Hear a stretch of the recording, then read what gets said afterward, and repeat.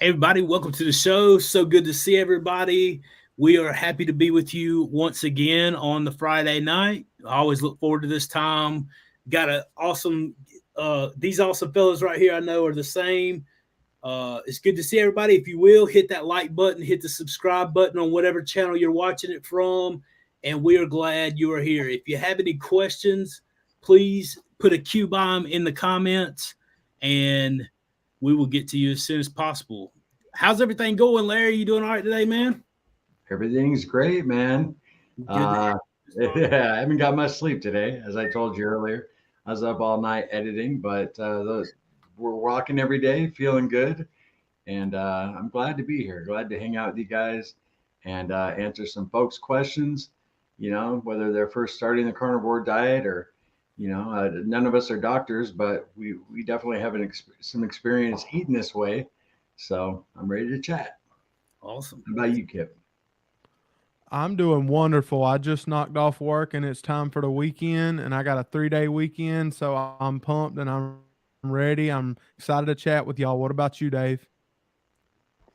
I'm very happy to be here, very excited, and looking forward to the next hour or two chatting about carnivore stuff with you guys. Absolutely. It's gonna be a great time seeing so many jumping in to the chat. All the chat going by extremely quick. So I'm glad to see you guys. Chafee, I guess he's running a little bit behind, so we was just gonna kick it off because we were so happy to see you guys. So if he comes in, he can jump in whenever he gets here. And until then, we're just gonna have a good time. What you guys think? Absolutely. Sounds good. There's semi-retired Bob. It's good to see you. Addicted to antlers. K Girl's mom. Man, there's so many in the chat. What you guys see any questions that I might have missed so far yet? I haven't noticed any coming in yet. Let's have a scan down. Just know that I explain this every time. Most of you guys who are regulars know if you're viewing from another channel, you're not going to see the comments because it's streamed to everyone's channel. So wherever you're seeing it from, you're not probably going to see the comments that are on Carnivore Kipp's channel or Carnivore Quest or No Carb Life or even Dr. Chafee. I believe we're on his channel as well, even though he's not here. It's got a check mark by his thing as well. So just be aware of that. Good to see Amber Dan's Carnivore Life in tonight. It's good to see you guys. Cats Whisper. Yeah, Bob, Nicole, great to see you. Brooke. Absolutely. Joyce Butler, Richard, what's up? Man, there's so many. And great to catch a live from the UK. It's 2 a.m. and a thunderstorm woke you up. Man, it's good to have you. Even though it's wee hours of the morning over there. Glad you could join us today. Sean, there's a question there at 9:03 from Brian. Yeah. Brain Games. Wrong 9:03, but yeah, there's one. What bacon is the best to eat? Kipp, what you think, man? You been smoking any bacon lately?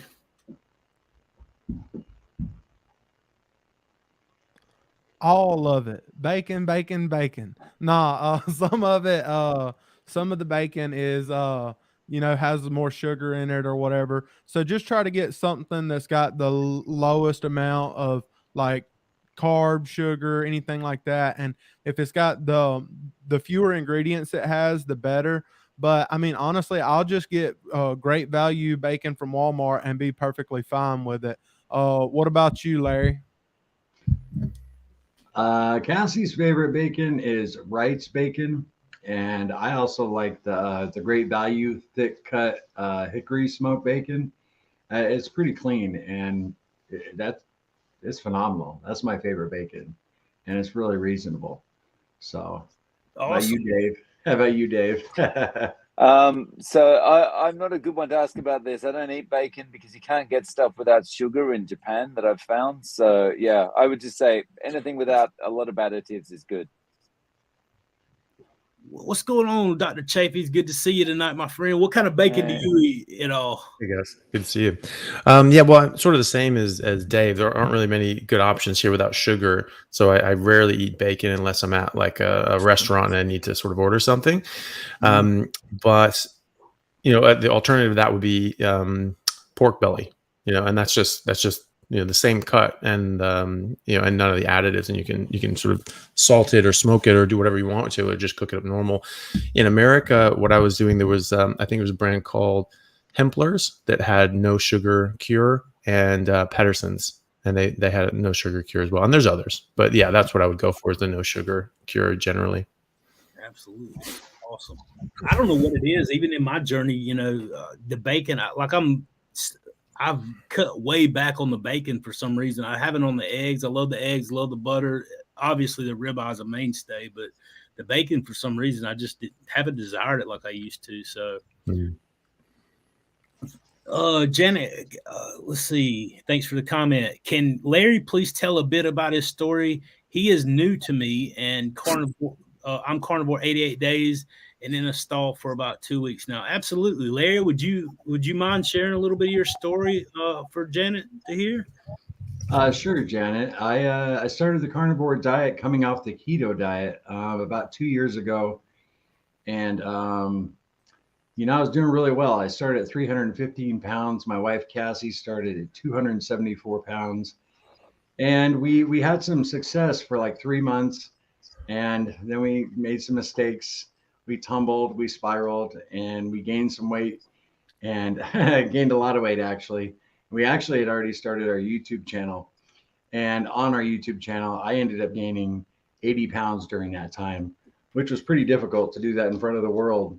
But once we recommitted, my daughter got pregnant, and my other daughter was married, or was going to be married. So kind of gave me a new motivation. So we planted our feet and said, we're just not going to cheat anymore. We're going to stick to the diet. And we have since then, and been feeling great. I've lost 90 pounds. My wife has lost almost 80 pounds now. And that's been in about 16 months.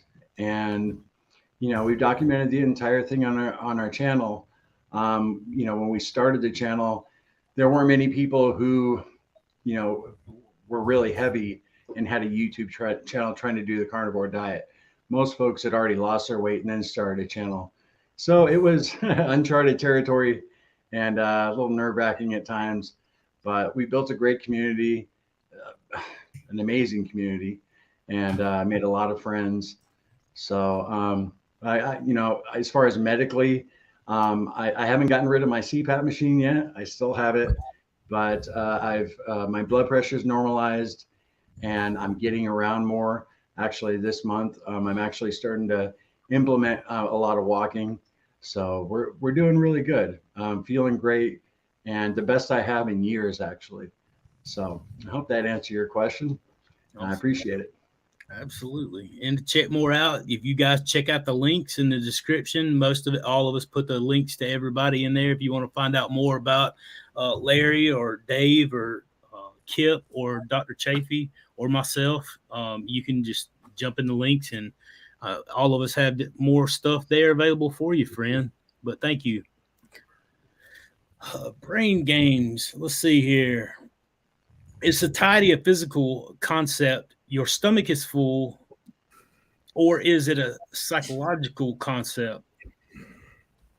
Physical. I don't know what I just said. Physical concept or stomach. I thought I read it wrong. Psychological component to it. Why is fat more satiable?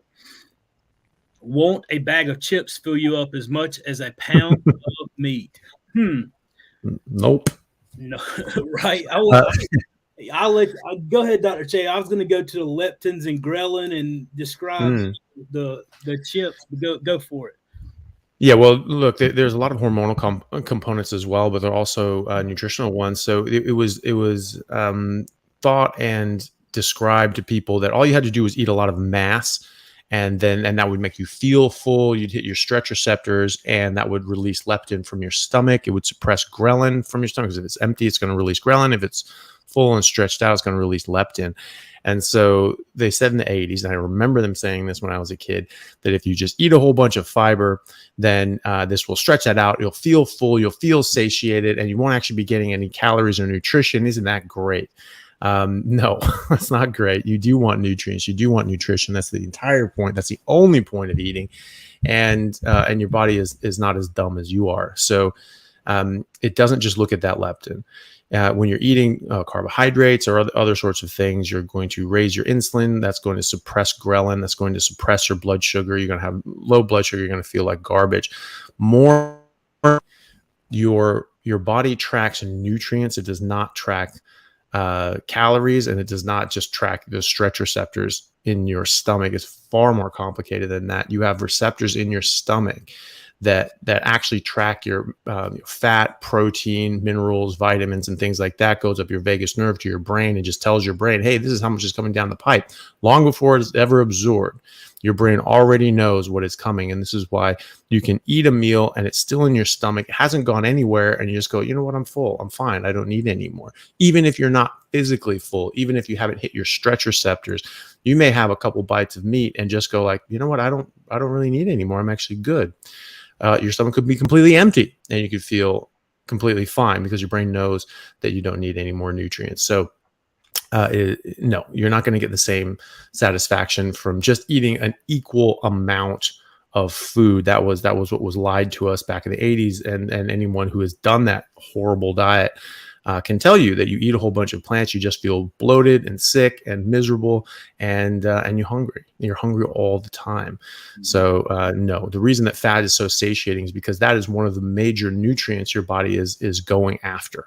And so when you get those saturated fats and fat soluble vitamins and essential fatty acids, your brain just goes, okay, great, because that is one of the main nutrients that your body is looking for, as well as the amino acids. And so you get fatty, the fat of the animal with the lean parts of the animal. You're going to get complete nutrition. And everyone says you need a balanced diet. That is a balanced diet. That is a perfect balance of all the essential nutrients that you need in the proportion that you need them. That's what a balanced diet means, and that's what a steak is. So that's why that's so satiating, because your body knows a hell of a lot more than we do about this, and it can tell when you're actually getting real nutrition, and it'll tell you about it, which is satiety.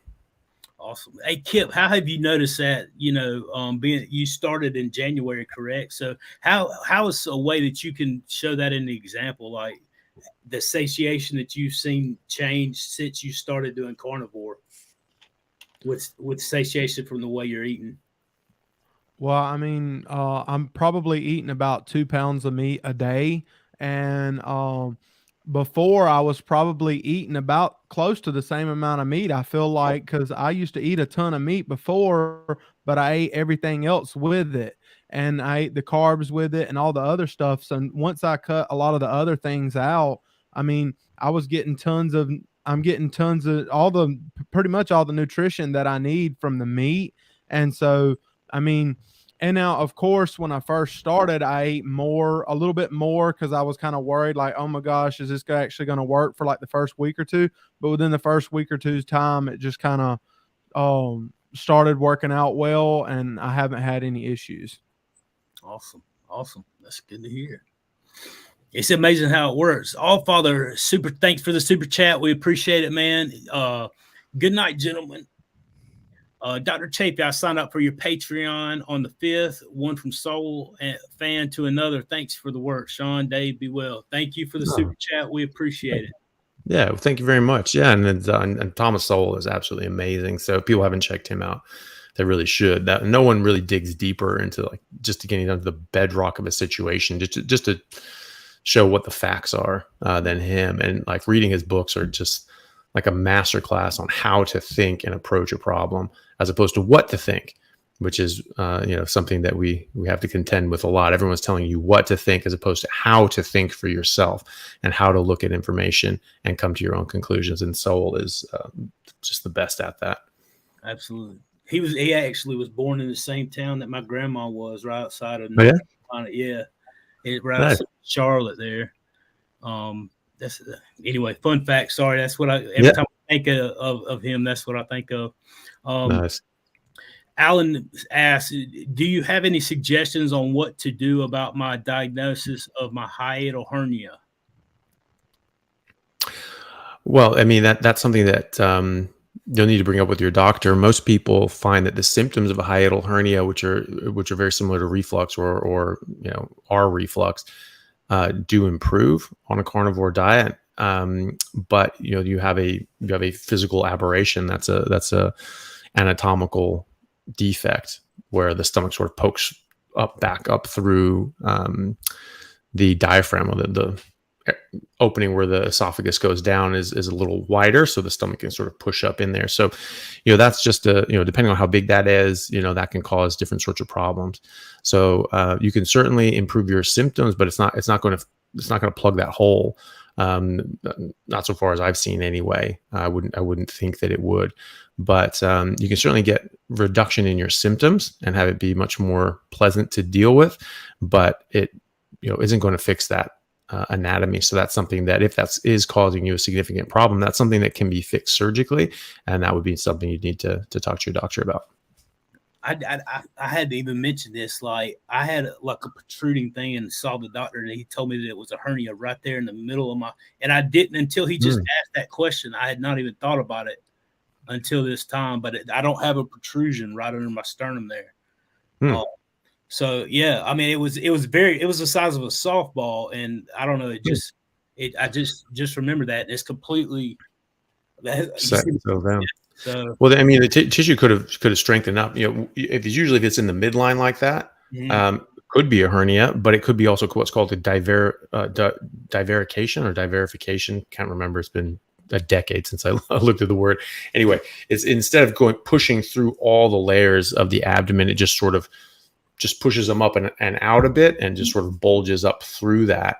So it's not like a full hernia where it's actually going through all the layers of the tissue, but it's just sort of pushing up. And so if you had that, and the tissue sort of strengthened up, it could just sort of tighten back down, and then that wouldn't bulge through at that point. If it was an actual hole and was open, it would be less likely that it could just heal like that. But stranger things have happened. Hiatal hernia, you don't see it; it's internal, and it's they're at birth. So it's just a different way that people are born sometimes, if the diaphragm isn't just, sealed off, and sometimes people don't notice it, and other times people do get some indigestion, but either way, you can, you can just see how it goes with carnivore. And if your symptoms have settled down mostly with that, then great. And if that hasn't taken care of all of it, there are other options. I mean, there are good things that medicine can do. And dealing with those sorts of congenital abnormalities is one of them. So don't write that off just yet. Absolutely. Let's see here. I saw another super chat. 2 super chats come in. Dr. Chafee, ribeyes have a 50-50 ratio of protein to fat in grams weight. How do you usually get up to 70-30 ratio if you generally eat or only eat ribeye? Yeah, so this is a good question, and it's about understanding what those ratios mean. So when people talk about 70-30, they're talking about calories. So they're talking about calories from fat, calories from protein, and the way you get that is by having 50-50 grams. So 50% grams come from protein, 50% grams come from fat. That equals 70% calories from fat and 30% calories from protein. I think that talking about grams is much more useful, A, because you can measure it, and B, because calories is a bit of a it's a misnomer. Like, I mean, we're not combustion engines. We don't burn these things. It's that's the amount of energy that's released when you burn something, right? But that's not how we use those chemicals and those molecules. We are chemical factories, and each, there are dozens of different types of carbohydrates. Each of those are individual, unique chemicals, and they have unique chemical interactions in your body. Same with proteins and amino acids, and same with all the fatty acids. They're all unique individual molecules, and all have unique individual interactions in your body. So a calorie is not a calorie is not a calorie, and anyone who has told you that has not paid attention in school. And so, going by grams is much better. So most people find that about equal grams of fat and protein is roughly what their body needs, but you need enough fat, you need enough protein. They're both essential nutrients. And so that's generally where people level out, is around 50-50. Some need a bit more fat, some need a bit more protein. And but if you aim for about equal number of grams, that should get you in the ballpark, and then you can sort of adjust for your individual needs. Absolutely. Because Adam, thank you so much. I didn't get any text with the super chat, but I do appreciate it, sir. Thank you for donating, and I appreciate you doing that as my friend. Let's see here. How should a diabetic on keto carnivore treat viral flu, cold, like pharyngitis with using sugar-laden lozenges and cough syrups? TA. Hey, Dave, what have you been sick and had to experience this? Is there something in particular that you have used whenever you got the flu, or no? Yeah, I was quite sick. About 9 months ago and lost my voice. And I treated it just by drinking as much water as I could, and adding salt to it where I felt I needed it, and I just kept it up like that. I thought, if I'm gonna have a lozenge or something that's even slightly sweet, that's gonna throw me off. So I just kept drinking water. And I have read that people say when you lose your voice, don't whisper, because that makes it worse. So I just focused on, when I did need to speaking normally, or trying to speak normally, not whispering. Anyone else? Larry, have you had any experience with that? I'm not going to jump in on that one, but I am going to say, because I know Cassie's watching, honey, come get the kitty. She's about to knock down the lights and everything. Yeah, we have a kitten. She's about 9 weeks old, and she found her way in here. So, honey, could you come in and grab her? Last week it was Chafe, or a week before it was Chafe's cat.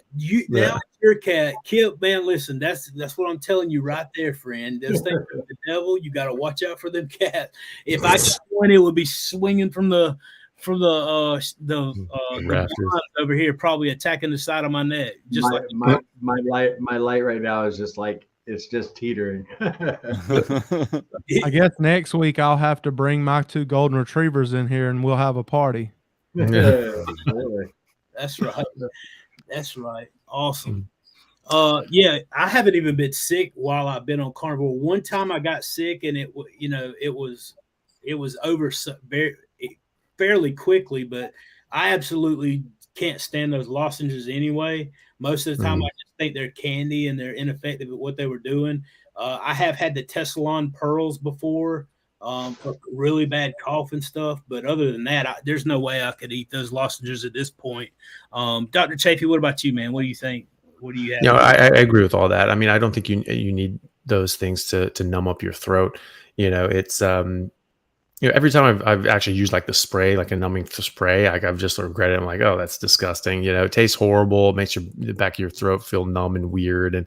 And now you're just feeling that weird, numb, horrible feeling, instead of just a bit of pain. So, the best thing to do is just drink plenty of water and get rest, and try to, stick as closely to, eating properly, because that's what's going to support your immune system. That's what's going to support you and get you through that infection as quick as possible. So yeah, I totally agree. Maybe even some warm water, instead of making tea, making, just hot water and sipping that, and just having that sort of warm, soothing, experience with the warm water, bone broth, something like that. But yeah, I would avoid anything with sweeteners, those lozenges and things like that. Yeah, I don't think they do much anyway, apart from just entertain you while you're sick, of just eating candy. It's like, oh, I'm supposed to do this because I'm sick. I get to, but no, it's not very helpful. I found. Absolutely. Hey, do you stay in touch with a professor that told you that plants could kill you? Oh man, I have been trying to track that guy down for years. I did not keep in touch with him, unfortunately. Dude is my hero. I'm just hoping that, like, one day I can try to track him down. I tried looking through the curriculum or the syllabus in the University of Washington at that time. I forget exactly what quarter I was there taking it, but I've looked at a number of different quarters and sections, and I thought it was just called cancer biology. And so I've been looking for that a few times. I should go back and really do a much more deeper look and try to find it. But unfortunately, I wasn't able to find the class or the professor. But if I always sort of have a weird like fantasy, like maybe this will get out enough and be like, hey, hold on a second, that was my line, and like maybe he'll contact me or something like that. But we'll see. But if I can find him and track him down, then I definitely will, and I will definitely have him on the podcast to talk about everything. Wow. And yeah, absolutely. Frank, thanks for the super chat. I often eat processed meats such as bologna, gas station bacon, and Jack Link sausages. It's a terrible habit. What ingredients should I avoid? What do you think about that, Kipp? You're the one doing the smoking and grilling. What should he avoid in the processed meats? Well, I mean, some carnivores aren't going to agree with this or whatever. And in a perfect world, you want to stay away from some of that stuff and just eat like either hamburger meat or a ribeye or something like that. But in the real world, everybody, has different things going on in their life. So sometimes I will eat a hot dog. I try to get the cleanest ingredient ones that I can find and definitely have the lowest carb count. And same with sausage and things like that. But I mean, I just do the best that I can. But I mean, I think that it's best if you can stay away from that stuff. But I mean, I just do the best I can. What about you, Dave? Yeah, I would try and stay away from any of that kind of stuff. Like basically, if it looks like it's been packaged up, I'm a little bit scared of it, even if it's in a deli. So like, yeah, I just go to the meat counter. That's it. Larry, how about you? Yeah, I don't eat much of it at all. Only in a pinch. When I'm out working, this is like very rarely, but I always keep a couple cans of Vienna sausages in my glove compartment. So I crack one open and just get a little snack. But I think I've done that twice in the last year. We really don't eat a whole lot of processed meat. I'm more apt to stop at like a Wendy's or a McDonald's and just get some burger patties if I'm out working and I'm away from home. So, but I have used the Vienna sausages. I actually had Spam for the first time about a year ago, and that wasn't all that great. But that's really my only experience with the processed meats. We have done deli meat, like say on a road trip, wrap it up with a little cheese when we are consuming cheese. But that's about it. Bro, I was raised on Spam. You just had it the other day. I don't even feel sorry for you. Here, I was raised right here. Like we didn't. My dad grew up during the Depression, and I had heard of Spam, but he would not allow it in the house.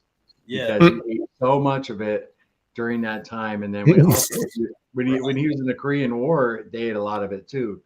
And yeah, I actually did a reaction video on our channel about a year ago. First time eating Spam. Yeah, it's very salty. Yeah. It's never been in my house either, but and it's not coming in. But I was absolutely raised on it. What about you, Chapey? How much Spam you had this week? Yeah. I don't think I've ever tried Spam. I think I've looked at it once and was just like, yeah, I kind of wanted to try it. I don't think it ever happened. But no, look, it's all relative, isn't it? If that's the option that you have instead of like a pizza or a bagel or some garbage like that, go for it. Meat is the meat part of it is great. So when you're looking at, the different ingredients, what ingredients should you avoid? Anything that doesn't say meat, then that's what you should avoid, right? So ingredients should just say meat. And And so, it has, the soy and the sugar and the teriyaki sauce and like the 9,000 different, chemical names that they've put in there for, I don't know, for some damn reason. Those are the ones you want to avoid. So, if you're eating, processed meats and things like that, they say that, well, processed meats are bad for you. Well, what are they processed with? It's not more meat. It's all that chemical crap and plants and seasonings and soy and sugar, right? So that's what's bad for you. And so you just want to try to avoid as much of that as possible. Just like the bacon question, you try to get bacon that has as few ingredients besides pig as possible, right? And so that's what you want to do. I mean, if you're in a bind though, and you need to get some, jack links, whatever, fine. It's more expensive to do that as well though. And it is much cheaper to just buy whole meat and just cook up a steak. Even a steak is cheaper than beef jerky, right? And it's better for you too, because beef jerky usually has a lot of soy and sugar and things like that. And so I agree with Larry. If I'm out, I will just go to like a Burger King or a McDonald's or whatever and just get the beef patties, and it's cheap. Especially in America. And in Australia, it's about 3 times as expensive to do that. But it's still cheap enough. And in the States, it's really cheap. So I mean, I think I went to Jack in the Box once and got a whole bunch of their big patties. It was like 80 cents a patty, So I got like 10 of these patties. It was $8. And I think it was with cheese. I mean, it was just so cheap. It was so cheap, and like that's what it was like. That was food for 24 hours, right? So, that's a really good option as well. If you can plan in advance, cook a steak, put it in like a metal container. I don't use plastic because I don't like to draw off the plastics. Put like a metal or a ceramic container, a glass container, whatever. Then you just have a steak, and if you're driving, you cut up into little chunks and you have a car steak. I've done that so many times. And, I have a picture on my Instagram where I was actually driving on a hey kiddo, I was driving on a road trip, and I just had a full steak, and I just like stuck it on a fork, and I was just like eating it like a lollipop, and so like that there's things you can do. It seems a bit funny, but there are always options, and you can avoid that stuff. But if it's down between that and like pizza and crap like that, then go for it. Absolutely, I agree. I've heard. I was gonna say hey to the sweet girl, but she got gone. Now She's got to go to bed. That's right. Yeah, I get it. My son's actually in Atlanta. Braves. No, he's with my mom this week, so the house is kind of empty. My daughter's still running amok and running the house, so I get it, my friend. Oh man. So let's see here. I'm gonna get behind on these super chats. I appreciate all the super chats, guys. You guys are awesome. Lindy asks, "How do I use my stored body fat if eating even more fat, please?" Watching from Australia, thank you. Well, Dave, what you got? What do you have for that, man? What would you say to Lindy here? Sorry, I took it down. I would say, well, you're eating more fat, but your body's not storing it the same way as you would be if you're eating carbohydrate. So that's the thing, right? So I think maybe this question comes a little bit from thinking of like all food is just calories, I guess. So it's not really the calories or the amount of food that you're eating or what it is, it's what your body's going to do with it. And so, if you're eating fat and your body can utilize that fat to nourish your body, then, that's why you're going to be losing stored body fat, because it's able to also, not eating those carbohydrates is freeing your body up to use that stored body fat in the way it needs to, I think.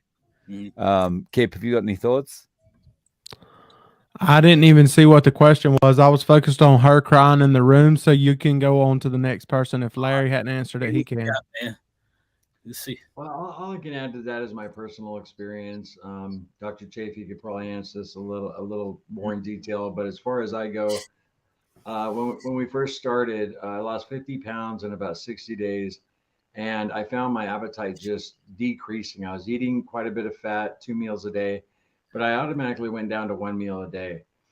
And then I lost about 20, 30 more pounds, and then I caught a stall. Mhm. And I think I was under eating. I mean, I just one meal a day and I was good. Um, you know, as far as consuming fat to lose fat, I, from a layperson, have always just looked at it like, you know, you're consuming fat, you're fat adapted, and you're revving up the engine. Mhm. Does that make sense, Dr. Chafee? Yeah. Yeah, it does. Well, again, these are nutrients. They're not just calories, right? And so it's not just, oh, well, I have fat, I don't need to eat fat. It's like, well, I wholeheartedly, get that sentiment, right? But there are nutrients in there. And there are things in there that you need, and your body does want some of them. It's not just a one-to-one. It's just like, oh, if you take fat, you'll just use this fat. No, in fact, your body is going to store more fat if you restrict. And so you'll actually reduce your metabolism and you'll go into a starvation state, which is your body saying like, okay, we're in a famine and we don't have enough nutrients. And so, that's you're going to hold things back. So even bariatric surgeons will tell their patients that if you eat less than 1,200 calories a day, you won't lose weight, right? You have to eat a certain threshold of calories, nutrition a day, or your body's just looking at that. Your body doesn't know. Your body is very fiscally responsible. Sort of think of it as like, the way government should spend money. It's just like, okay, it was a downturn, less money coming in. Okay, we're just going to spend less money. That's what we're going to do. And this is like, no, we're going to blow out the debt, max out the credit cards. Well, that's stupid. But your body's not stupid.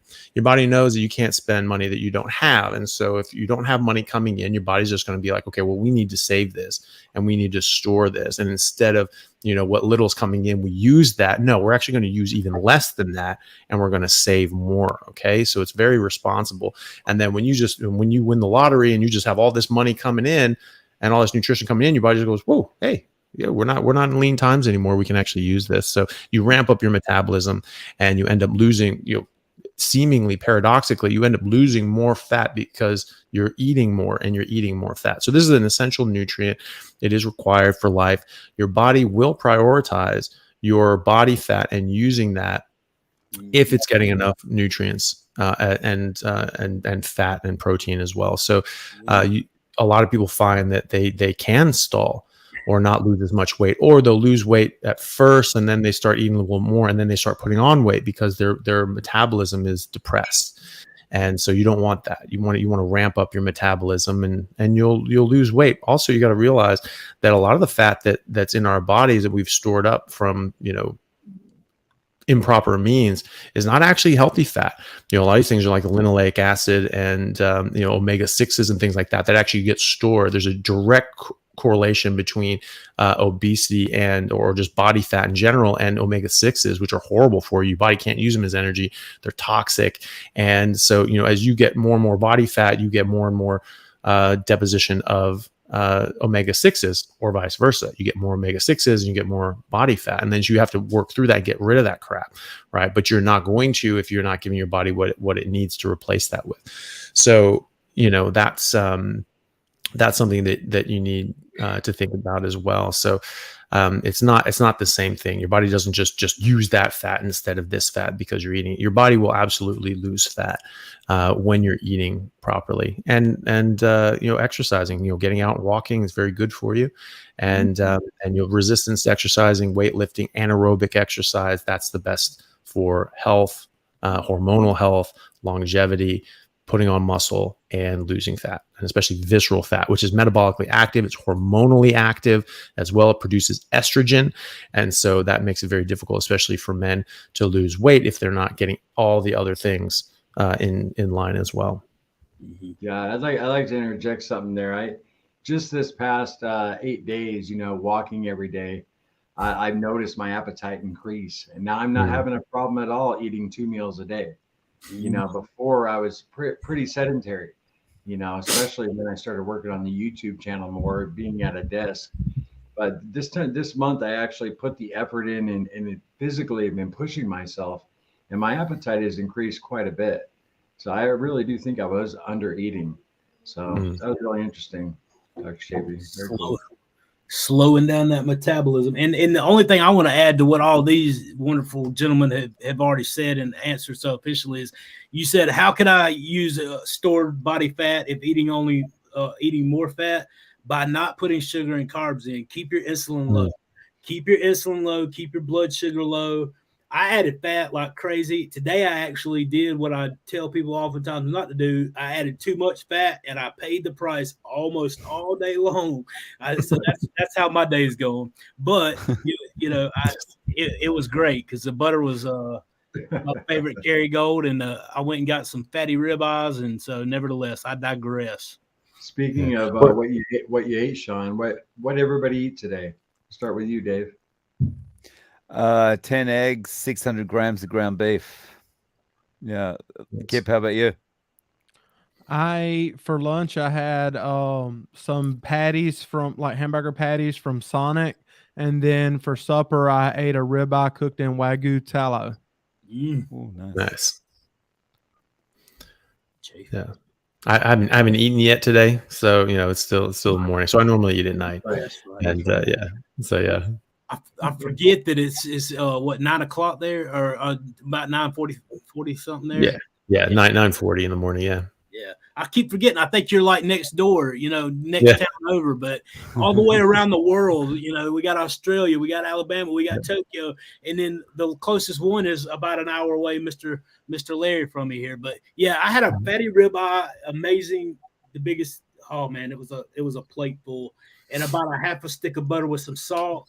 This morning at 10 o'clock, I had eggs, mixed the yolks with hot water and butter and salt, and my good old trusty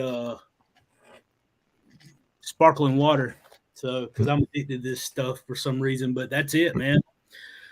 Too much butter today though, because I paid for it, but it was good. Yeah. Well, that's another, to add on to that, to the last question, is just like, well, what if you're eating too much fat and, they won't lose fat? It's like, well, your body won't absorb it, and with cholesterol, people worry about cholesterol. Well, first of all, you should not worry about cholesterol. It's an essential nutrient, but when your body will actually pull in cholesterol depending on your demand and your need for cholesterol. So, this is why, we see like, oh, wow, people aren't really absorbing all that much dietary cholesterol. Well, that depends on need. If you need more cholesterol, your body will pull in more cholesterol. If you don't need all that much, it'll just be like, nope, you can stay out there. So your body's very, very careful about what it brings in and what it tries to be anyway. And that goes with fat as well. So, if you run out of bile and your body's just saying, no, we don't need all that much fat, like it'll just go out and you'll get loose stools. So you'll know about it. So it's very difficult to overeat fat. Your body knows what it's doing, as long as you just stay out of its way and don't mess it up with carbs and sugar and all the other sorts of plant toxins that disrupt your digestion, absorption, and hormonal response. You'll be fine. Absolutely. All righty. Where was I? I'm about to. I put it up.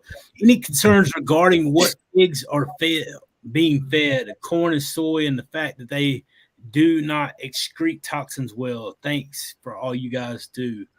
I don't eat pork that much other than the bacon, so no, I'm not. I'm more worried about what the pigs are eating than I am what the cows are eating, because the cows obviously are multi-chambered stomach. They filter it out so much better. That's why I always try to eat more ruminant meat than anything else. But as far as chicken and pigs, yeah, I mean, I'm not really that worried about it, but maybe somebody else has something a little bit better. Kipp, what you think? Pass it off to you again. I'm pretty much I'm kind of like you, Sean. I eat less pork than I do beef, so I'm not as worried about it. But for me, my version of carnivore, like you kind of stick with what is in your budget, like how Dr. Berry always talks about the panda massaged and all that stuff, or the super great grass fed and all that. I believe that is better. But like, I don't believe it's so much better that sometimes it's not worth the price, because sometimes that stuff is ridiculously priced. And I mean, regular folks can't afford all that stuff. But if you can afford it and you can swing it, get the very best that you can, and you won't regret it. What about you, Dave? Look, it's a concern, but I'm kind of along the same lines. I just have to stick to what I can get and what's in my budget. And in Japan, like the ground beef even that you can get, it's a 60-40 mix of beef and pork. It's probably not great for me, because I imagine it's not panda massaged and that kind of stuff either. But just doing the best I can. Mm-hmm. Yeah. Larry, how about you? Yeah, it's not really a concern of mine at all. We eat within our budget, and I focus on staying away from the Big Macs, pizza, the garbage. So not a problem. Still better than the cereal. Still better than the cereal, ain't it? Right? Yeah. Well, yeah, and again, it's all relative, right?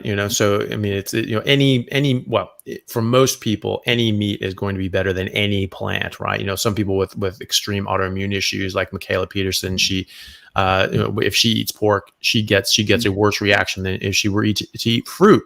So she's a bit more sensitive in that, and you do see that in some people with autoimmune issues. Most people do just fine. What the pig is being fed, it does play a role. They're monogastrics, just like Sean said, and they're not as able to detoxify and eliminate the things that they're not meant to eat either, right? Because all animals are supposed to eat what they're supposed to eat, and the pigs are not supposed to eat soy and corn, coy and sorn, and so, but that's the thing. So just like I was saying about, the linoleic acid, omega-6 is building up in us. They also build up in pigs. And so that's what you find, this is why, Paul Saladino, like, just hates chicken and pork. He's like, look at all this linoleic acid that's in there. That's because that's coming from the plants that they're eating. They're eating these things that they're not supposed to eat, and that will build up in their tissue. And then we get that as a result from that. So you can still get seed oils, these nasty ass seed oils that are major issues.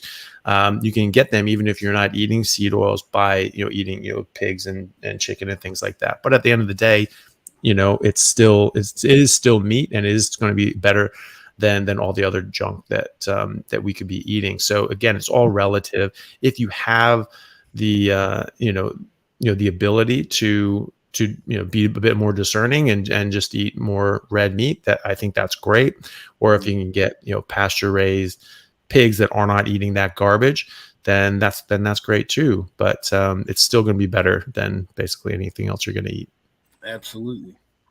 My friend, buddy of mine, I eat everything but the oink. Yeah, exactly. Oh, he can take it, man. Oh, I just want to say, AJC, congratulations on the 4 pounds. Nice, man. That's nice work.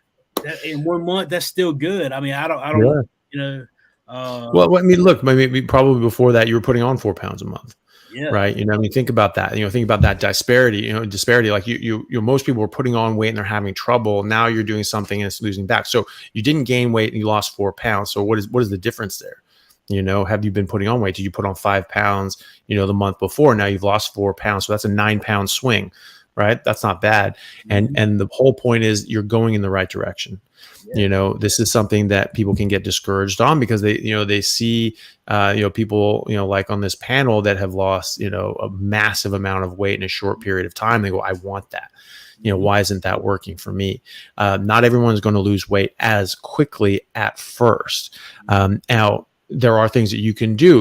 Are you having any sort of coffee or artificial sweeteners or dairy or all these or other sorts of things?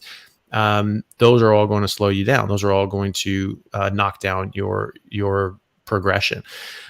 So you want to get as close to just meat, just water as you possibly can. And if you're only doing that, you're going to have a better result of it as well. If you are doing that and you're still just getting sort of 4 pounds a month, it means that your body has a bit more healing to do. There's a lot of people that have, for whatever reason, yo-yo dieting, eating different things, their hormones are a bit disrupted, and they need to sort of repair those things, and then they'll start losing a lot more weight. But focus on your health, focus on how you feel, focus on your energy level, and look for the small positives that you may be so focused on that number on the scale that you're missing all of these other positives, and you can get discouraged. So, it's just like the old saying, count your blessings. Look at the things that are going well, look at the improvements that you've been getting, and realize that there's a lot of them. And you'll also, if you're a guy or a gal who's working out and lifting weights a lot, you're going to be putting on muscle. It's easier to put on muscle on a carnivore diet than anything else I've ever done in my entire life. And I've been working out for decades, and this is the easiest. 43 years old, and I put on a pound of muscle every time I go to the gym. It's insane. Sometimes more. It's just nuts. And so that's pretty crazy. So if you're working out and you're lifting weights, you will be putting on muscle. Muscle has weight. It's more dense than fat. And so you can still be losing fat and putting on muscle, and then you won't have the number change all that much on the scale. So that's something to remember as well. You're worried about body composition, you're worried about health, not necessarily just the number on the scale. And long term, if you are one of those few, usually just a single digit percentage of people that will be in that category of hormonal imbalance where they really won't lose much fat. Kelly Hogan gained weight for 6 months, but she felt better all the time, and her health issues were getting so much better. And then after 6 months, something just snapped, and she just started shedding weight, and she's kept it off for over a decade, right? So that can happen. And so it can take months and months and months, even over a year before these hormones actually get better. But I've seen that. I've tracked people's hormones, like their leptin. People that are leptin resistant have massively elevated leptin levels. It's very difficult for them to lose weight. In fact, over a certain point, people say you cannot lose weight without surgery. That's not true. You just need to be on like a very, very strict carnivore diet, or at least a keto diet. And I see people losing weight, and I see them dropping their leptin. And when that leptin gets down to a good level, fat just starts pouring off their body. So you could be in one of those categories. But the most important thing, count your blessings, look at what you're doing, and focus on your health. And secondarily, distant second, what you look like in the mirror and how your clothes are fitting. Because that's much more important than what it says on the scale. Absolutely. Yeah. That whole thing to me, I swear, like, what if your body, we get so focused on that number, man. And I have to say this, it's something that I've struggled with, because sharing my journey, I don't like to give the impression that every single person that hears my voice is going to lose 245 pounds in a year, because it's not reality. It's just not going to happen. I disappear. Right, that's what I'm saying. Well, I mean, I'm just saying the rate, but the thing is, I never focused on that, and it's a big deal to me, because I'm showing you what's possible. Because if it did it for me, it can do it for you. However, if your body is fighting cancer, if it's fighting a disease, if it's fighting something that you don't even know that you've been diagnosed with, or you even have, and it's completely wiping this toxicity out of your body, or getting rid of a disease or something that you may not even know about. And then on top of that, not only did your body do that, but then again, you also lost 4 pounds. It's hard to look at the rate in which something's happened. And I encourage each and every one of you not to be discouraged about that. Focus on the process, because that you can control. You have no control over the speed of your weight loss. Neither do I. I didn't set that dial at 4.18 pounds a week for the last year and 2 months. If I could, I would have dialed that joker up to about 8 or 9 and had it done in 6 months. We'd be sitting at the beach right now doing something different, Just focus on the process. Get your form right. Like you guys have lifted weights a long time. How you lift, your technique is just important as that you're lifting. And focus on how you're doing it. Focus on the diet. Focus on the getting your mind right, because if your mind gets right, your body's going to follow. And that's something that we can all control. And I think it's super duper important. And here I am rambling. I digress and move on, get on to these super chats. But I think that's worth mentioning. I've been suffering from chronic halitosis for years now. I have been to several dentists and used just about every products out there. Will carnivore diet help me? What you think, Dave? I would say probably it will. It helped me. Like, in a year and a half ago, this microphone wouldn't have been sitting so close to me. It would have been rejecting me as well. There's nothing worse than when you go towards a person to say something and they instantly move backwards, and you know why they're moving backwards. And it helped me. So, yeah. I think it would. I guess part of it is just getting all that bad bacteria out of your mouth that's left over from the carbohydrate. Does anyone else have any thoughts on that? Anyone else experience halitosis? I never experienced, not since I had my teeth pulled. I have full set of dentures. And when my teeth were really bad, I had really bad breath, and that's why I was like thrilled to get them. One of the reasons to get rid of them.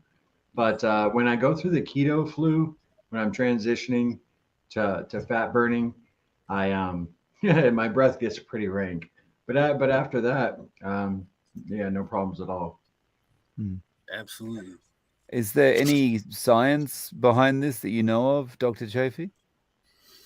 Well, yeah, with the oral biome, yeah, you absolutely do improve that. So halitosis is often caused by dysbiosis, and in the mouth, and even down the GI tract. Like if you're your stomach acid is too high, as in higher pH, so lower acidity, then you can build up bacteria and things like that in your stomach, and that can cause all sorts of problems as well. But in the mouth, absolutely, you can get dysbiosis. When you're eating carbohydrates, or just different bugs that eat those carbohydrates, and then the ones that eat the fat and the protein, things like that. So if you're eating what you're supposed to eat, you're going to have the microbiome and oral biome that you're supposed to have as well, because you will support that. Your biome eats what you eat, right? Or the byproducts of what you eat. And so, if you're eating what you're supposed to eat, you're going to cultivate the right bacteria as well. Animals in the wild don't have dentists. They don't have toothbrushes. They can't sterilize their mouth with Listerine and alcohol swabs and things like that. So, they just have to live with their environment. And you lose your teeth in the wild as an animal, you're dead, because you can't eat, right? And so, and before the agricultural revolution, humans had very, very healthy teeth. They were all perfectly straight. That's not a genetic thing. What animal in the wild has crooked, weird teeth? It's just that's abnormal. So that's a developmental issue. That's a malnutrition issue. There are a number of carnivore dentists, such as Dr. Kevin Stock, who talks a lot about this, and talks a lot about the oral biome and how it's significantly improved on a carnivore diet. And he's even said, if you just eat a natural diet, basically a carnivore diet, you don't need dentists. You won't need dentists. You won't get cavities. The kind of bacteria that cause cavities are not supported by a meat-only diet. They're supported by eating carbs and sugar. And so, if you eat properly, you'll work properly. And I would expect as well that the halitosis will go away. Now, sometimes if you have like a rotting tooth or an abscess or something like that, that's going to smell, and that may need to be fixed surgically. That might need to be extracted. But barring that, if it's just just sort of funky breath in general, that will definitely improve on a carnivore diet. Absolutely. One more thing as far as the teeth go. The last time I went in to have my prosthetics realigned, the dentist could not believe how clean they were. He's like, "What are you doing to keep these? They look brand new." And I told him why I'm eating a carnivore diet, and he was fascinated by that. But I thought I'd just mention that real quick, because he couldn't believe it. He's like, "These look brand new." So nice. Cool. Absolutely. Thanks for the super chats. I'm gonna start. Hey guys, listen up real quick, guys. I got to tell y'all something. I'm appalled every time I hear questions like this, because don't y'all know that the carnivore diet cures everything? Like, people always constantly say, and like, will it help this? Will it help that? If you're a human and you're under the sun, it'll help you. So you'll be fine. Don't worry. Yeah. Well, it does. It helps a whole bunch of these things, and I agree. Like if you're human, we're all humans, and so it's going to help all of us. This is the optimal diet for humans. There are things that aren't caused by our diet, but most of the garbage that we're dealing with these days is a direct result of eating the wrong thing. And so it's definitely worth a shot. I mean, we're seeing a lot of things that are responding to a carnivore diet. I mean, even Huntington's disease, that is something I've sort of spoken about before, but that blew me away when I started hearing people improving their symptoms of Huntington's disease. That was something that I thought was basically 100% penetrance, that if you had that gene, you will get Huntington's, and it is very, very serious, debilitating neurodegenerative process that is quite scary. And it apparently, there have been a number of people that have started improving with Huntington's, and that is nuts to me. And if Huntington's can improve, like I'm not gonna hold back on anything. I'm just going to be like, well, let's just wait and see. I don't know. Let's take a look. And so, either way, it's going to help you in so many other ways that, thousands other ways that it's going to make it well worth it. And so even if it doesn't help that specific issue, if it doesn't just fix your hiatal hernia, which I wouldn't expect it to, it's still going to help you in so many other ways that it's definitely well worth it. But Jesus, Huntington's disease is getting helped by this. That's nuts. So hopefully that's more than just, just sort of a random occurrence in these people. Hopefully that's something that's reproducible and other people are finding as well, because that would be amazing if it was. Well, I mean, it is absolutely almost crazy to think about when you give your body exactly what it was designed and supposed to give your body. It functions how it's supposed to function. The amazing part, though, is, like you say, its ability to fix the issues that you have screwed up by giving it stuff it wasn't supposed to have. Obviously. I'm gonna start, like I said, pumping these out, because I know we're passing the hour mark and I got behind and I'm getting chatty. But Dr. Chapey, can you post optimal blood work ranges? I'm sure he can. If he doesn't want to, doesn't have time to. I know Dr. Barry and Amber, I always want to call Hearn, but it's not. It's Kim Howerton. Amber. Oh. It's Kim Howerton. Kim Howerton and Dr. Ken Berry have a whole book about lab values that they put out. So if he doesn't have time, buy that book or check into his website. Go ahead, brother. Yeah, no, I probably should do something like that. It's just sort of like where to sort of post it. And, obviously when you're talking about lab values, these things do matter in context as well. So, it's, sometimes you give out these lab values, people, oh, okay, well, I'm fine for these sorts of reasons. When maybe you aren't. Maybe it's something that needs to be interpreted. So I would never want people to replace that going to the doctor with just some different lab values, but it's something that can sort of help you understand, because just the lab values that we use are indicative of the normal population, which is sick and malnourished, and so understanding that that your B12 actually needs to be a lot higher than it is, and your testosterone and estrogen can be in different ranges more optimally. I think that can be useful to know about as well. But I think I'll probably have to do a video on that. I'll make a note of that. Do a video on lab values, reference ranges, because otherwise I don't really know where I'd put it, because I haven't really put my website together. But that would be an easy place to do it as well. But yeah, I'll see about making a video on something like that and going through some of those things. Absolutely. Alrighty. Oh, brain game. If you're eating high fat carnivore, does that fat actually eventually get burned like your normal body fat, or does it not deposit to your fat stores? Well, I mean, every cell in your body needs fat to replicate itself. All the mitochondria in your whole body uses fat to create energy, correct? So, I mean, it's not just that you're creating fat cells and it's being stored or burned as energy. Your body has every cell, every erythrocyte, everything in your body uses that fat for you to stay alive. It's not just in energy form. So, I mean, yeah. Right. I mean, do you have anybody, you guys got something further? Dr. Tavy, you want to hit that one? Or? So, I mean, you use it. I mean, so this is an essential nutrient, and it's an energy source. So we're going to use it, and we're going to use our fat as well. It can deposit. I mean, but that's like going to, it's like going to the gas station, filling up your car and filling up your tank, and then just running on your tank. I mean, that's what you do. That's what we're supposed to do. So you eat a big meal, and then you run on that for a while. So yeah, you're going to put down some fat, and then you're going to use it. And you're going to preferentially use your excess body fat as well. So your body's not going to be telling you to eat as much food because it has stuff. So you're gonna eat stuff. You're going to be satiated at a certain point, and then you're going to just run on that. You'll find that when you get down to a stable body fat percentage, your appetite will go up. When I got down to a stable body fat percentage, and my body was just like, yep, this is where I need it. My appetite literally doubled nearly overnight. Instead of like a big fatty ribeye every day, I had 2. And so I was like, okay, this is what I need.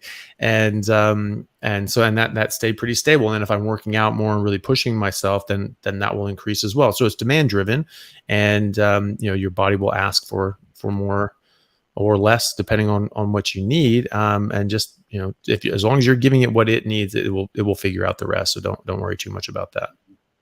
Absolutely. Thanks for the super chat. Appreciate that, my friend. Thank you, sir.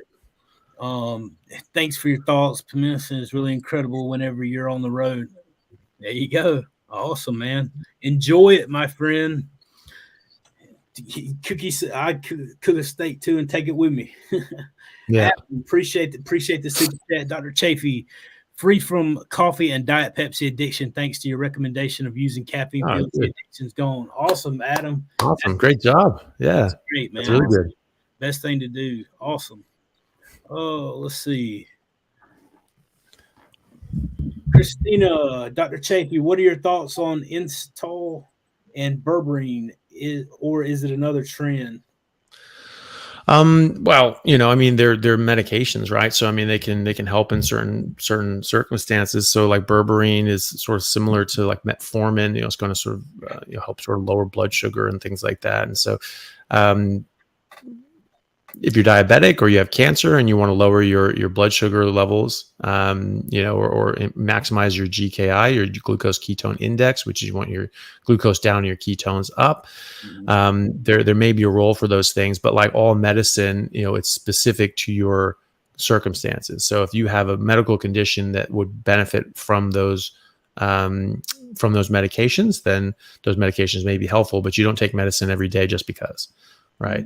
You only take it for specific circumstances. So it would depend on the person, but it would depend on the person, depend on the circumstance, depend on what they're doing. I think for most people, I don't think you need to do any of that sort of thing. I don't think you need to take a bunch of supplements or medication. And hopefully you're coming off medication. You don't, but that's another thing too. If you're on a bunch of medication for blood sugar, diabetes, or heart or blood pressure, you can't just stop overnight. You still need those medications for a while, and so you'll need to slowly titrate those things down if you're able to. So just remember that. There's a few people I've spoken to that had diabetes and they're on a bunch of medications, and they're like, I'm on carnivore, but my blood sugar is like really going up. And I'm like, okay, well, are you on medication? Have you stopped taking it? I was like, oh yeah, I just stopped all my diabetes medication because I'm on carnivore. I don't need to take medication anymore. Like, well, no, not so fast. You still have to take that stuff. It's just eventually you'll probably be able to come off most of it, if not all of it. But you can't just stop. You need to give your body a chance to heal first. So, certain circumstances, those medications might be beneficial, but most people, just without medications, anything like that, you shouldn't need that sort of thing. I was going to throw in, I have not taken any blood pressure medicine this week. I finally dropped the last 2 pills. That means I'm awesome. all the only medication that I'm having to use at this point is the testosterone until I can get it checked and get back into the same place.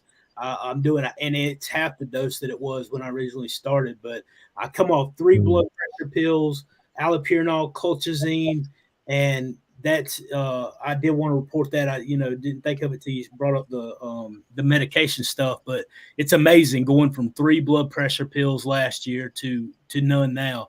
So I am extremely thankful for the blessing of this way of eating, man. Yeah, I felt pretty good about losing, stopping one medication. Oh, yeah.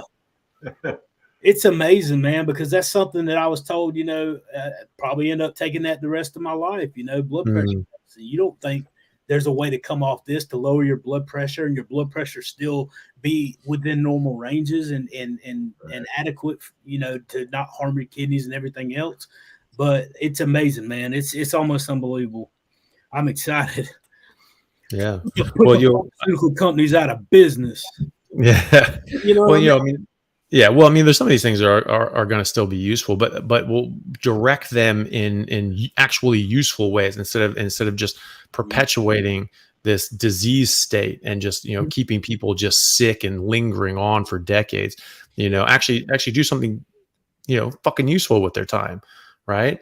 And and actually like try to actually cure diseases that actually need to be addressed, instead of selling us poison and then also selling us with one hand and then selling us the antidote with the other. I mean that's just a terrible I mean, it's a great business model for those assholes, but it's not great for us.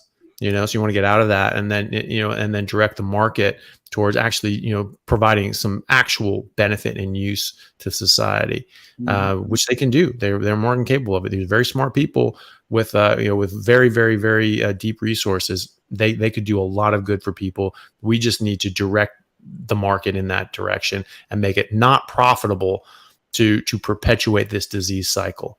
And then they have to figure something else out that's actually useful to do.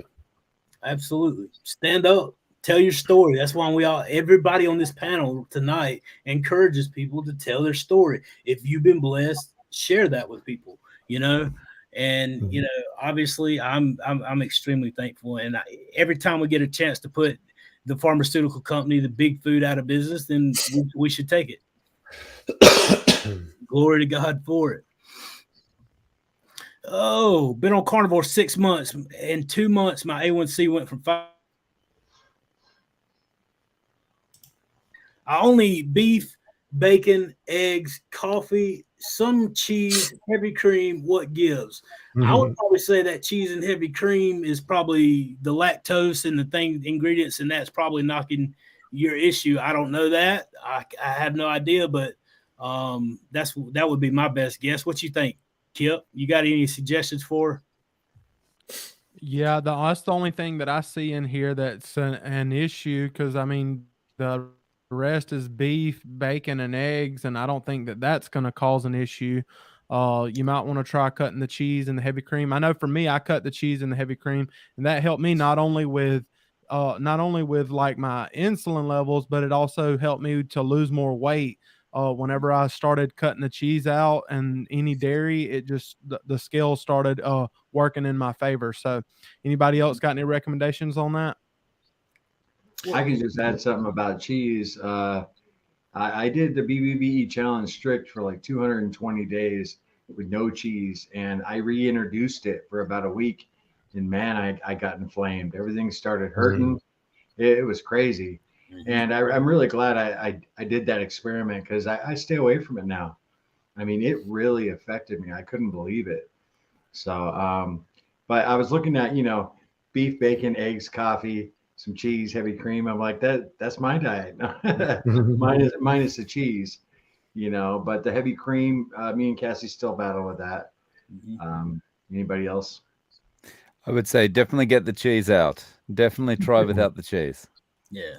Yeah. Go ahead. Sorry. Dr. Well, I was just going to say, is it Alabama? Do they not say cutting the cheese for farting? Is that not what it was? Every time kids say that, every time I cut the cheese, and I would cut the cheese. I'm just like a little 6-year-old here, just like joking at, laughing at like a fart joke.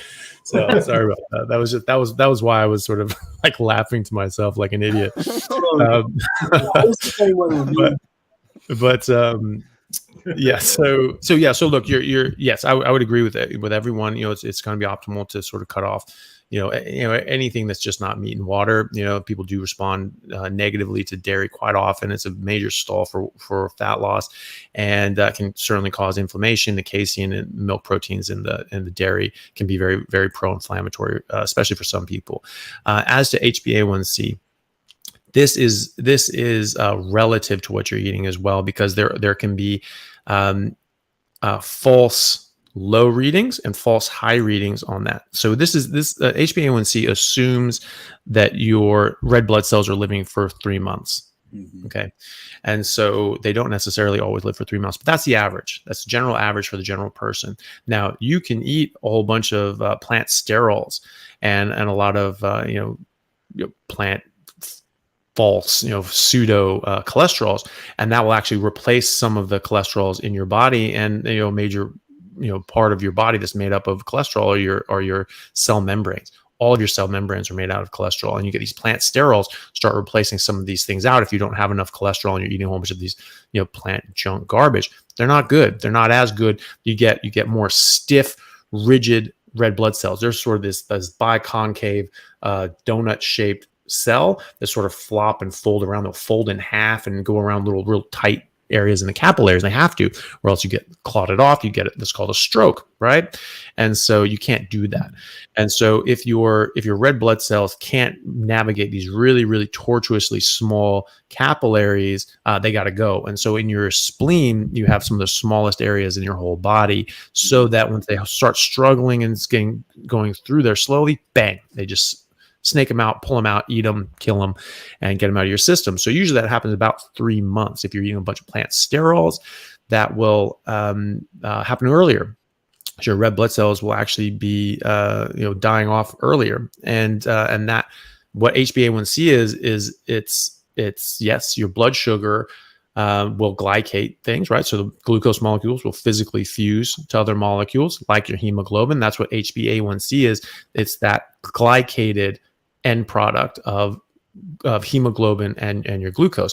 So the longer your red blood cells and your hemoglobin is being exposed to the blood sugar, right, the higher that's going to be. And the higher the blood sugar is, and the longer the exposure, the higher that's going to be. But if you're getting a bunch of plant sterols and your red blood cells are stiff and rigid and they don't last as long, then they're not going to be as exposed to blood sugar as long. So you'll have artificially low blood sugar, HbA1c, but your blood sugar is high, right? So people's blood sugar can be high, but their HbA1c is low. That's weird. Why is that? Then you have the converse, where you have someone on a carnivore diet, where you have really healthy cholesterol, really healthy red blood cells, and really low blood sugar. And you're checking blood sugar every day, and you're like, this is really low, but now my HbA1c is going up, but my blood sugar is lower. So what the hell does that mean, right? Because it should indicate your long-term exposure to and basically what your blood sugar control is. But people check this stuff every day, and it's low, but their HbA1c goes up. Why the hell is that? It's lower than their blood sugar was lower than it was, but their HbA1c is going up. That's because the red blood cells are living longer, right? And so if their things are living 4 months instead of 3 months, they're going to be exposed to the low levels of blood sugar that are in your body, and your HbA1c is going to go up a little bit. And so that's something that we do actually see. And so if you corrected everything else, then that's what's going on. And you can just check this very easily. You can just check your blood sugar on a daily basis and just see, hey, is this in the normal ranges or not? If it's not in the normal ranges, then and your HbA1c is going up, well, then you need to start thinking, okay, what the hell is affecting me, and what's going on? But that is something that is actually quite common to see, and that is generally an indication that you're actually healthier and doing better. So I wouldn't worry too much about that. You can always just check your daily blood sugar just to confirm that. Doesn't that knock out everything, all the statistics and everything else? Because all the statistics and all the tests and lab values are based on your red blood cells living a certain amount of time. So whenever you start looking at your blood living longer and your HbA1c being falsely negative, lower or positive, or higher, there's no telling what else that affects as well. So, that's just food for thought for everybody as well. Yeah. Oh, I know we're pushing an hour and a half. I'm gonna hit a couple more of these. Let's see here. What's this next one? On keto carnivore for 4 years, loving it. Your thoughts on the RCT suggesting long-term ketosis increases cortisol. MD Paul Saladino and Dr. Marcola say long-term ketosis is harmful. Okay.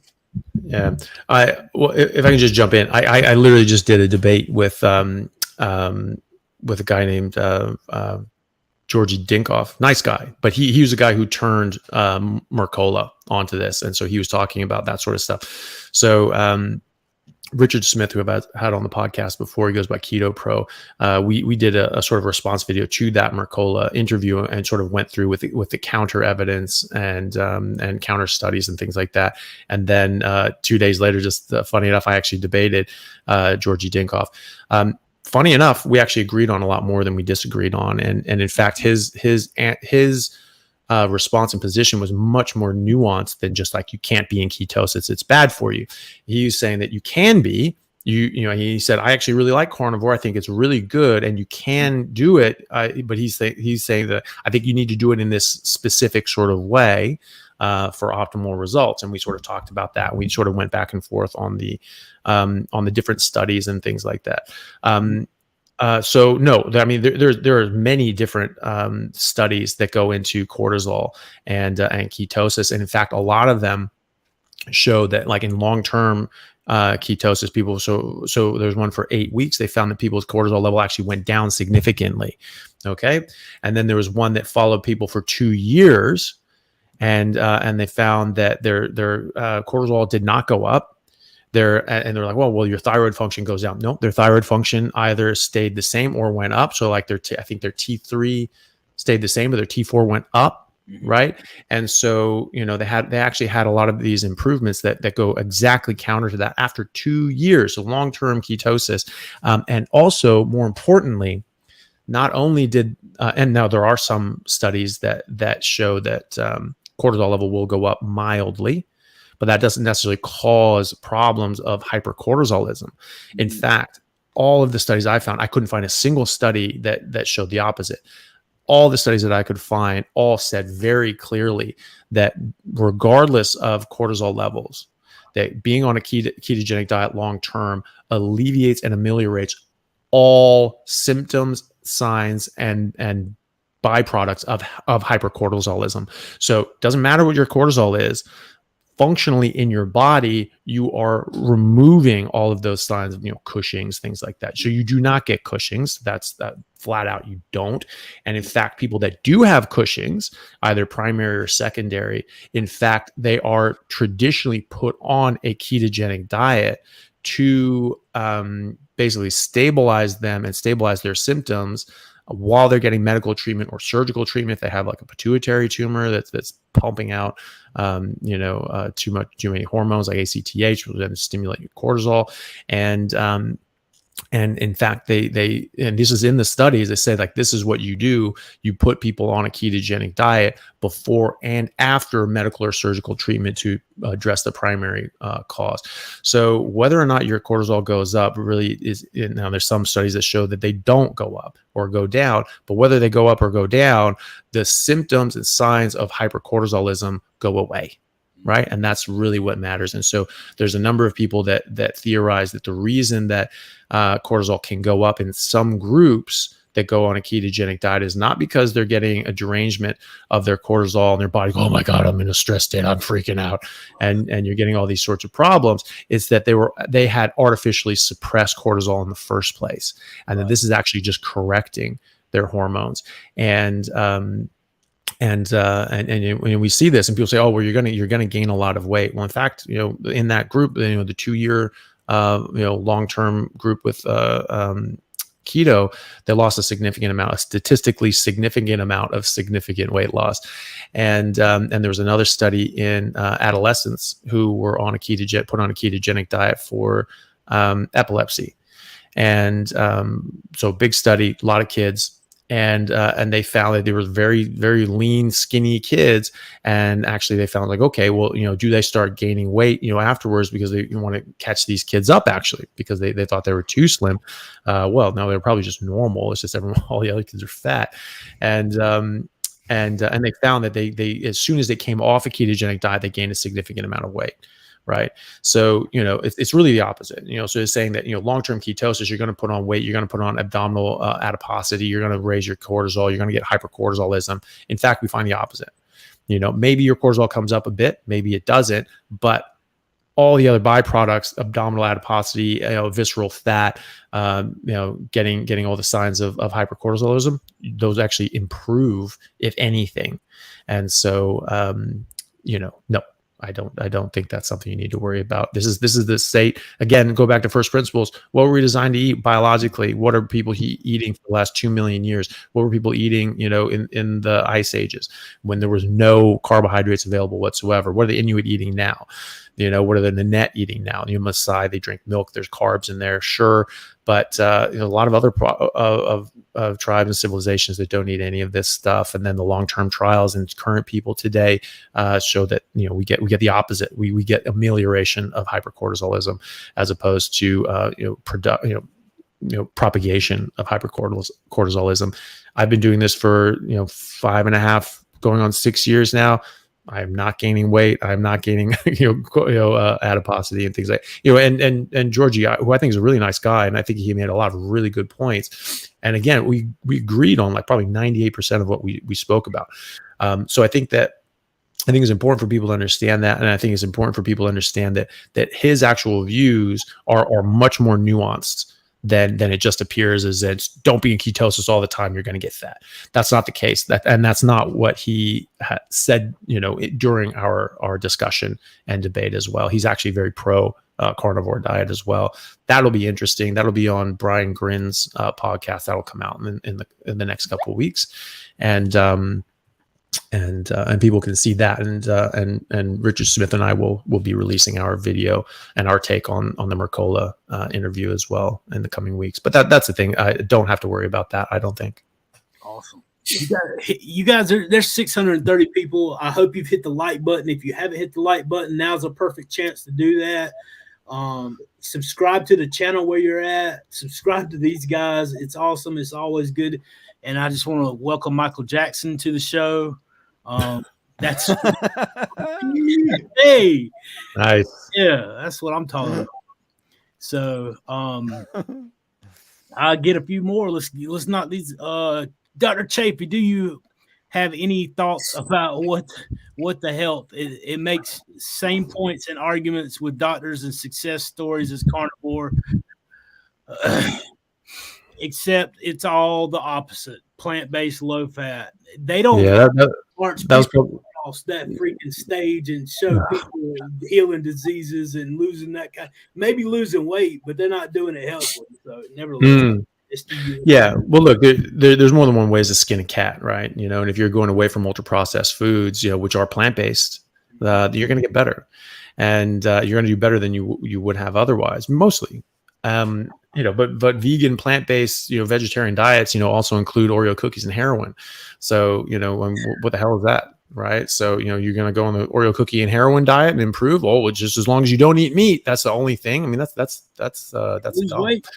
And so, what's that? You lose weight. Yeah. Well, no, but there are a lot of people that go vegan, vegetarian, and do it that, just the junk food crap version, and they put on a whole bunch of weight and they get much more sick, So really what it is they're avoiding, the more harmful plant-based foods, because processed foods, ultra processed foods are plant foods. Again, processed meat is not processed with more meat. They add plant sugar and seed oils to it, right? So that's the problem. And so you're eliminating that out, and you go to a whole food sort of approach. Yeah, you're going to get better. You talk to people that are vegan and they improve. So they're not on the Oreo cookie diet. They'll say, oh yeah, I went vegan, vegetarian, I just got so much better. I was like, okay, so the only thing you changed was meat. That's the only thing that you changed, right? Because if we're talking about variables, right? Like you need to keep it exact. Yeah, no, the only thing I changed, I just went vegan, everything went great. Okay, so you're still eating cakes and pies and drinking alcohol and eating cookies and this and that, drinking sodas and smoking cigarettes. Oh no. And I stopped eating all sugar. I don't eat cookies. I don't eat out. I don't eat any processed foods. I eat all, I eat at home. All whole foods, no sodas, no alcohol. Stop smoking. I'm like, okay, so you've changed like 9,000 other things as well. All of them were plant based. You got rid of all things that are plants, and you threw the baby out with the bathwater. Because I see people that only eat meat, exclusively eat meat, and and they get the exact same improvements, or in fact they get more improvements. And you get people that are plant-based, they get initial improvements, then they stop getting improvements, they start getting worse. They're nutrient deficient and deprived, and these oxalates and tannins, all these sorts of things start building up, and then they go meat-based and they go like, oh my God, this saved my life. So there's an even further improvement when you drop the rest of the plants and actually reintroduce meat as well. What the Health was the most painful thing I've ever watched in my entire life. friend of mine, good friend of mine, when I was first sort of, making these discoveries, that had just come out. So, oh, you got to watch this. Oh, it's really making a change. Oh, it's such a good documentary. And I'm like, it looks like crap, but all right, I'll watch it just for you.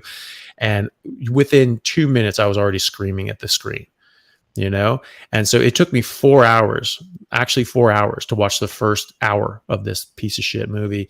And that's because I was just going, and I was just writing my responses, to my friend about how bullshit this was, like a point by point. I'm like, well, that's fucking crap, and here's why, and here's resources, and here's a link, and here's a study, just showing how bullshit this is. And I got an hour into it, and it took me 4 hours to do it. And then he started talking about, and then cows, and they're bad for them. I'm fucking done. I'm not dealing with this shit anymore. This is just awful. This is just going to go on like this. This is a waste of my time. I've already proven my point. This is crap. I don't need to look at the rest of this.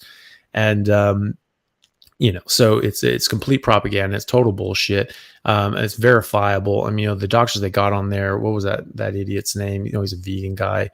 Can't remember his name, but, this guy's literally spitting out malpractice. I mean, he is flat out spitting out, verified misinformation about how diabetes goes about, and it's just going to harm people. So that's the definition of malpractice. You do the wrong thing, give the wrong advice, and it causes harm. And this advice is wrong. It's incorrect. It's verifiably incorrect, and it definitely causes harm. So that guy should face repercussions for that, and at least be made aware how serious his divergence from the known literature is. But that's a terrible ass video. I'll try and see if I can find my my write up, because I was like screaming voice to text into my phone and all this sort of shit. That would be awesome to see that. What's that? That would be awesome to see a write up on it. That would be great. Oh man, yeah. If I can find it, I will. I really don't want to watch it again. So yeah. So we'll have to see. Like if it, if I can find that write up though, then I'll definitely put it up. It's like, what was it? The joke that they used to tell, or there was a meme going around about not too long back, but the guy was like, he worked at this place for 15 years and he was applying for a new job, and he said, well, how long have you worked here? And he said 25 years or something. And he's like, how did you worked here 25 years or something? You're only, 20 years old or whatever. Nevertheless, the whole gist of it, he's like, how did you work that many years? You're not even that old. And he's like, overtime, Yeah. It's just painful to watch. It's pain. I forget the joke. Nevertheless. I haven't seen that documentary, but now I actually want to go watch it. And while I watch it, I'm gonna just picture Dr. Chafee and his responses in my head the whole time. Screaming in his phone. Beep, beep. It's a really good documentary to watch if you feel like stabbing yourself in the eyes with a pencil. Yeah. We're stabbing them in the eye with a pencil. Listen, I just can't do it. I'm still waiting to see those diabetes. This diet. I've never heard of anything other than carnivore healing, reversing type 2 diabetes. Like, you show me a vegan video, show me a whatever video, and I will be more than happy to watch it and whatever. Maybe not for very long, because my guys here, they say how horrible it is, and I take their word for it, because it's hard to watch some people that go nauseatingly long with that. But nevertheless, I mean, look, I was just going to say, I mean, there are clinical trials in humans, the only ones that exist, that you can reverse type 2 diabetes with a ketogenic diet, and especially if you remove seed oils, these are plant oils, only things that come from plants. And that, there are more and more studies and RCTs and meta-analyses showing that meat is not bad for you at all. And that saturated fat is good for you, protects against stroke, does not cause heart disease, is not even associated with heart disease. And in fact, there was just a study that came out recently, it was reported in the Telegraph, saying that, meat may maybe not be as bad as we thought. And they found that a lot of these groups that they were like, you should eat less saturated fat. The groups that ate less saturated fat were less healthy. There was a direct correlation between the amount of saturated fat people were eating and the overall health. And so, eating this garbage, these plants and things like that, that just causes harm, and the seed oils as well. What was I going to go with that? Jesus Christ. Sort of lost my train of thought, but anyway, that so sucks. Yeah. Seed oil. Could you guys please answer the question? Period. Is olive oil considered a seed oil? It's looked on Google, can't find anything. What do you think, Larry? You got olive oil, a seed oil? I'm actually really looking forward to the doctor's answer on this because I miss olive oil. I find that I burn butter, or when I use ghee, there's just a higher temperature threshold for actually olive oil. So it's just I miss using it, and I'd really like to hear, is it what's the deal with olive oil? Yeah, it's better than other oils. I think it's technically a fruit oil, so it's from like the pulp of the fruit, as opposed to this is, it's something that we've been able to just press out of olives, for thousands of years, as opposed to this crazy huge industrial process that's only been around for 100 years or so, with the first with cottonseed, and then canola and all that sort of stuff. So it's better. It's and it has more saturated fats and things like that than the other ones. But anything liquid at room temperature is inherently unstable. As soon as that oil comes out of the plant, it becomes much less stable, and it will start to rancify and then become rancid and break down. It has a lot of omega-6s. Unfortunately, it has a lot more omega-6 than omega-3s, and it has a lot of these very pro-inflammatory. Well, omega-6 is pro-inflammatory, but other things are pro-inflammatory, and they break down and oxidize and go and turn into free radicals, so reactive oxygen species. So, look at all these antioxidants in olive oil. Well, you let it sit too long, and it becomes very much more. They're much more oxidants than antioxidants, especially when you cook with them. You can't cook with them at all. So if you had fresh olive oil that you pressed that day and you drizzled that on something, it's better than the alternative. It's been sitting there for a year, I wouldn't use it. If you cook with it, definitely not, because it's always reacting and breaking down, right? So that's a chemical reaction, is this degradation into these harmful pro-oxidative byproducts. When you increase the temperature of a reaction by 10 degrees Celsius, you double the reaction rate. And so if you bring this up to cooking temperature, right, you'll increase the reaction rate by millions of times. Right. So it doesn't matter. Even if you're cooking things for a very short period of time, it will complete that reaction, will become very, very oxidative and toxic. So it's not good to cook with. Most olive oil that you buy is not olive oil. And it's certainly not extra virgin olive oil. Most of it's like mixed with like soybean oil or canola oil, and they just call it extra virgin olive oil. So that's another thing as well. Coconut oil is more stable. If it's solid at room temperature, it's more stable, and it's just going to be it's going to have a higher smoke point as well. Generally, olive oil will have a lower smoke point. Yeah, butter is hard to cook with because the proteins will smoke.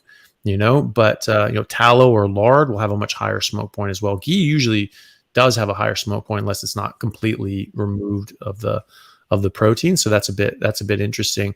But if you're having problems with the smoke, then I would go with probably tallow, duck fat, lard, something like that. And that has a much higher smoke point. It's a much better composition of fatty acids as well. And that's another thing too. There's just the different kinds of fatty acids that are in animal fats as opposed to olive oil are better. Coconut oil is pretty good too. A lot of saturated fats, but it's actually mostly saturated fats, probably more saturated fat than butter even, but it has some of those plant sterols and things like that, which aren't awesome. All righty. Thank you. Let's see here. I switched my screen, jumped out of my thing, lost my place. We'll take one more, and then we're gonna wrap it up because it's getting time. I know other people have appointments they have to get to and stuff we got to get done. I appreciate you guys. If I missed you guys, I apologize. I will do better. Last one. Any idea how much organ meat or other cuts are in ground beef compared to ground chuck? What you got, Kipp? You want to weigh in on that one? Look, Really I have smoking. no idea the answer to that Come on, question. man, you I haven't been just eat the ground smoking chuck the or eat the past ground beef. Yeah, but I never was like, I know how to smoke them all day long, but I don't know how much organ meat is actually in them. I just know that they're really good on the smoker, and if you don't have a smoker, you need to get one. Anybody else? What you got, Dave? You want to weigh in? Anybody? I don't eat organs, but I'm going to guess, it's probably in proportion to the size of the animal. Like, that is the proportions you should probably be eating it. Like, because I think you could overdo the vitamins or the nutrition that's in it. I'm not sure. Larry or Dr. Chafee, do you want to jump in on this? I usually eat liver like about twice a week, maybe 4 ounces a serving, and I feel better when I eat it. I have cut it out for a bit, and I could tell the difference. So I feel better on it. Dr. Chafee. Yeah. Well, having a bit of liver is totally fine. I do think you should eat it in proportion to the animal. Most people will be just fine on whatever, but especially coming from a nutritionally deficient state, liver's your best friend. It'll help catch you up with a lot of things. So it's great, especially early on. I've checked my bloods and vitamins and minerals and things like that after a few years of being on just ribeyes and things like that. I was up in optimal levels. So there may have been a lag for me to get there, but after a couple of years, I was definitely there. To that question on how much is actually in ground beef, it depends. So if you look at the pre-made patties like at Costco or somewhere else, the sort of the cheaper ones generally have more organ meat. And so it even said, up to 60%, beef heart or something like that in there, or other sort of organ meats. And so that might be something that you might be interested in, if that's, and they can be cheaper as well. They might have other sort of fillers and crap in there as well. So I would keep an eye out for that, but you can usually see it is not going to be in your normal, just ground beef sort of packet, fresh from the butcher. It's usually in the frozen patties. They usually use a lot of organs in those, and you should see that in the ingredients list. It should say up to a certain percentage of organs or beef heart or whatever. Usually heart. They use a lot of heart in that, and you can see, and then just make sure it doesn't have any other sort of things in like other fillers and starch and things like that in the ingredients as well. Absolutely. I appreciate you guys. Anybody got anything else to add before we wrap this thing up? I got somebody with a question, Sean, real quick for just you guys. What's the best time of day to check ketone levels if fighting disease? I have been told different times. Any advice on maximizing ketosis? Thank you. That's from Sarah. Well, yeah. So, I've never checked my ketones, so I don't know, best time of day. You usually just check them twice a day, in the morning when you first get up, and then in the evening, pre-meal, you can take them post-meal, whatever you're doing, just do it consistently, just sort of the same time every day, these same sort of points. And then you can just get consistent. If you're doing it at different times at different days, it may not be as consistent, and you may not be able to track things as well. So you can try it at different times of the day, but then just do it at those same times. The only time that I really think that it's there's other times that medically it can be a good idea to get your ketones up, but specifically in cancer, getting your GKI up, so your glucose down, your ketones up, is a good idea. Just eating more fat, that usually does it. So you're having sort of 2 grams of fat to 1 gram of protein will generally keep your ketones pretty well boosted, and avoiding all the artificial sweeteners and sugars and lectins that are going to increase insulin or act as insulin and suppress ketones. That's very, very important. So being very, very, very strict. Meat and water, fatty meat, very fatty meat, having more than 1 gram of fat to gram of protein. Good deal. Anybody? Dave, you got anything? I don't have anything to add to that. Anybody? Y'all know that the only tracking I do is tracking those buffalo. Come on now. Get out of here, Kipp. Larry, you got anything to add further than that before we close up? No. I actually, I'm very fascinated. Dr. Chafee's never tracked his ketones. We just started doing it recently, maybe like 3 or 4 months ago. So, no, I got nothing to add though.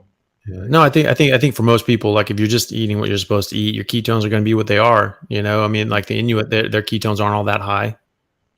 Right. Okay, so they're not in ketosis then. Well, of course they are. They're making glucose and glycogen. They're not dying, so obviously they're in ketosis. They're in that metabolic state. It's just their ketones aren't jacked up to the moon. Obviously, that's not a requisite. They're not sitting around worried about it. Yeah, exactly. They're just eating, and they're getting on with their life, and that's what I think this is a best part about this is that you can just eat and just get on with your life. You don't have to worry too much about it, and so I don't think there's much utility in tracking your ketones unless there's a problem, or your blood sugar if you're diabetic and things like that, or if you have cancer and you're trying to adjust your GKI and optimize that and get that as low as possible. You want that under 2 or under 1 if you can, if you have cancer. So that seems to be what the literature shows in animal and human models is best, is if you get your GKI as low as possible. Awesome. You got anything else to add before we wrap it up, sir? All good. Awesome. I appreciate you guys joining us tonight. We will look forward to seeing you guys next time. Listen, man, I've read a lot of stuff, you guys being discouraged and stuff, having issues, going through stuff. Stay strong, keep fighting for the answers, and don't lose that hope, man. And we'll see you next time. We appreciate you. Stay strong and keep pushing forward. See you guys.